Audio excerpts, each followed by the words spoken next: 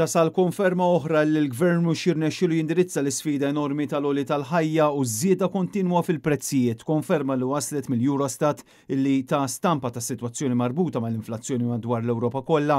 L-istatistika Ewropea turi li r-rata tal-inflazzjoni f'Malta hija ogħla mill-medja Ewropea. Fi kliem sempliċi, il-pis tal-għoli tal-ħajja f'Malta huwa akbar mill-medja fil-pajjiżi Ewropej.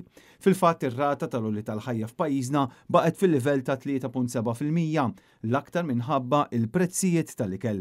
Dan meta fl-Ewropa l-inflazzjoni tinsab fil-livell ta' 3.4% u fiż-żona euro ferm anqas 2.9%.